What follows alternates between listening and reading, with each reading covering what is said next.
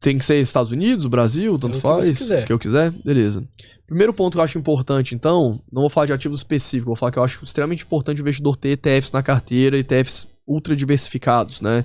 Então, ter um ETF como o VUL, que vai replicar o S&P 500, ter um ETF como o VTI, que vai pegar todas as 3.000 maiores empresas norte-americanas.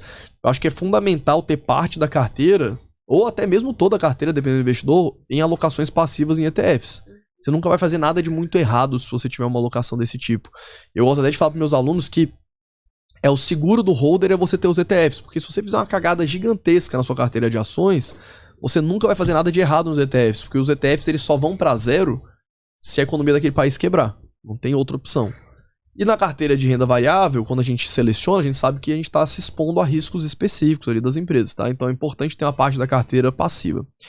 Isso então, só no exterior, né? Ou ETFs no Brasil também no Brasil eu não gosto muito, porque eu não sou muito fã do Ibovespa como um todo, assim, é um índice muito concentrado, são poucas empresas, é um índice que tem muita commodity, então acho que dá pra fazer uma carteira melhor, assim, no sentido de mais comportada pro longo prazo do que o Ibovespa. E aqui eles não pagam dividendo, né? Então você teria que vender a cota para usar o dinheiro, e aí você vai pagar um imposto a mais, e indiretamente até imposto sobre dividendo, porque as empresas estão pagando dividendo pro ETF.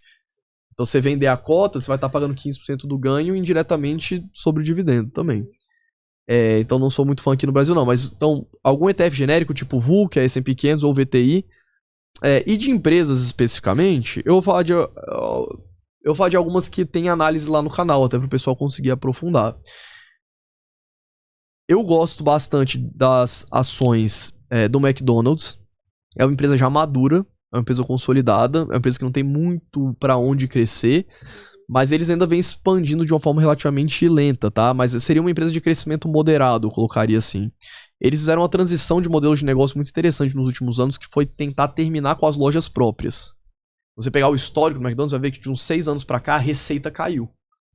Só que o lucro, ele aumentou. Porque ele operava mais ou menos metade das lojas eram do próprio McDonald's, só a outra metade era franquia. Hoje, mais ou menos 10%, até um pouquinho menos, só são lojas próprias. A loja própria gera muita receita com a margem menor. Quando ele franquia, ele recebe só os royalties, né? Sim. Então ele entra na receita e vai direto pro lucro. Então, quem estiver analisando a empresa, dá uma olhadinha nisso. É uma empresa que eu gosto bastante, tenho bastante tempo. Deixa eu ver alguma outra interessante aqui que eu nunca tenha falado. Eu gosto... nunca tenho falado não, porque eu já falei lá no canal, mas... Eu gosto bastante das ações da Ferrari. É um modelo de negócio bem diferente, apesar de ser uma montadora. É uma tese que eu componho, né? Tem uma estratégia de investimentos que eu chamo alocação por clusters. Que é uma estratégia de investimentos que eu gosto de fazer, onde eu olho para várias empresas, eu junto várias empresas e eu olho como se fosse uma ação só na minha carteira. Então, como eu invisto em Tesla, e é uma exposição muito arriscada dentro do setor de fabricantes de veículos, eu tenho junto com Tesla Ferrari, que é uma tese que desconecta das grandes montadoras, e também BMW. Então eu vejo essas 3 ações na minha carteira como se fosse uma só. Porque elas meio que se contrabalanceiam. É muito difícil a Tesla ir muito bem, ou a Tesla ir muito mal, que é a minha maior posição dessas 3, e a BMW não ir muito bem. Porque na minha avaliação, a BMW é a segunda empresa mais bem colocada na parte de veículos elétricos. E a Ferrari, ela é uma empresa que não entra nessa briga dos carros elétricos, porque as empresas que fabricam menos de 5 mil veículos por ano não precisam atender as imposições de emissão de gás carbônico da União Europeia e nem dos Estados Unidos. E é um mercado ultra segmentado, é um mercado onde tem fila de espera para comprar os produtos, eles vendem para os mesmos clientes. Tem a parte da Fórmula 1 que dá muito dinheiro para a empresa também. Então a tese que é uma fabricante de automóveis, mas ela tá mais para uma empresa de luxo do que de fato ela tá ali brigando com Tesla, com BMW, com Volkswagen, enfim. E é uma empresa redonda, assim, com números muito bons também. Então, falamos que McDonald's, Ferrari, deixa eu ver uma outra que eu falo um pouco. Vou falar uma então. Tá dentro de uma outra estratégia de investimentos, também tem um vídeo no meu canal sobre essa tese aqui, que são as top 3 empresas do varejo. Eu acho o varejo muito complicado, né? O varejo, ao mesmo tempo que você vende produtos essenciais, que as pessoas estão consumindo produto todos os dias, a gente precisa consumir, desde alimento até, né, ir no supermercado, ou comprar um computador, comprar um microfone, a gente tem uma batalha enorme entre as empresas, porque elas vendem a mesma coisa. Então eu vejo o varejo como empresas de serviço, não como empresas de produto, apesar delas venderem os produtos, porque a experiência conta muito mais do que de fato, o produto é o mesmo em todas as lojas. Eu vejo que é uma batalha por conseguir cativar o cliente na parte de serviço, de entrega, como que aquilo é entregue. Dentro dessa tese, eu gosto de investir em varejo nos Estados Unidos. Aqui no Brasil eu não tenho, porque eu acho que é um mercado que já está mais consolidado nesse sentido pra gente entender quem vão ser os players que vão dominar o mercado. Então a minha estratégia ela é a Amazon, que é a maior do e-commerce hoje nos Estados Unidos, domina e cresce muito no e-commerce. A gente tem a Costco, que é uma atacadista, mais ou menos como o Sam's Club aqui no Brasil, você paga uma assinatura e vai. Mas a empresa que eu queria falar é a Dollar General, que é a terceira, uma empresa que é até pouco falada, que ela complementa essa tese no sentido que é o quê? A Costco, o Walmart, Target, essas grandes redes de supermercados, elas estão nas grandes metrópoles porque a gente tem um adensamento grande da população. A Dollar General, a proposta dela é ter supermercados menores e lojas menores para vender coisas do dia a dia, que a gente chama de groceries, né? Que vai desde alimento até shampoo, pasta de dente e coisas que a gente usa no dia a dia. E ela tem lojas menores nas regiões de subúrbio das grandes cidades. Conforme a cidade vai crescendo, ela vai abrindo lojas lá, porque não faz sentido pro Walmart, pra Target, pra Costco abrir um supermercado gigantesco lá na fronteira da cidade. Então ela pega essa parte de subúrbio e ela vende no varejo. Ela não vende no atacado igual a Costco, que você chega lá e compra uma caixa de 10 Colgates, por exemplo. Você vai lá e vai comprar uma.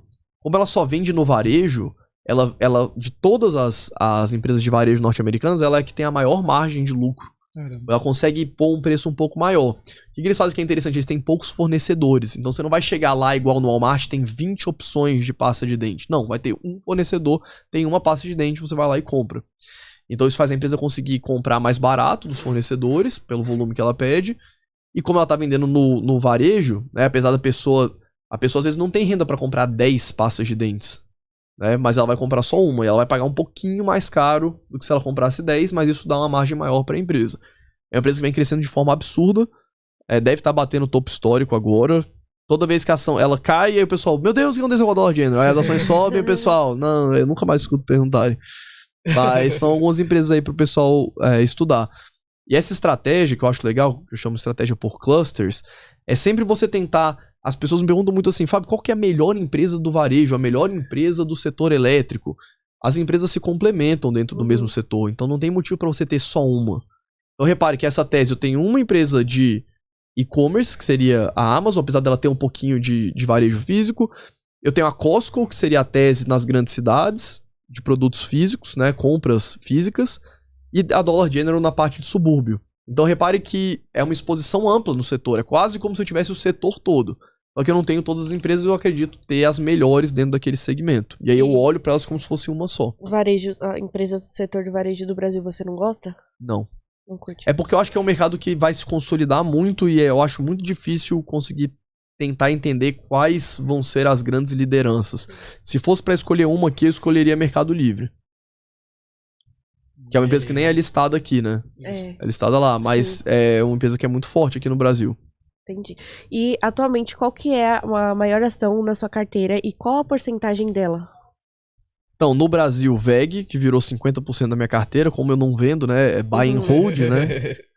Não somos mão de alface. Caramba. 50% é coisa, hein? Mãos de diamante, mas ela virou 50%. É porque eu tinha 10% da carteira dela, né? Na carteira dela e é uma posição antiga. Acabou virando 50%. E nos Estados Unidos é Tesla. Porque apesar de ter caído bastante nos últimos meses,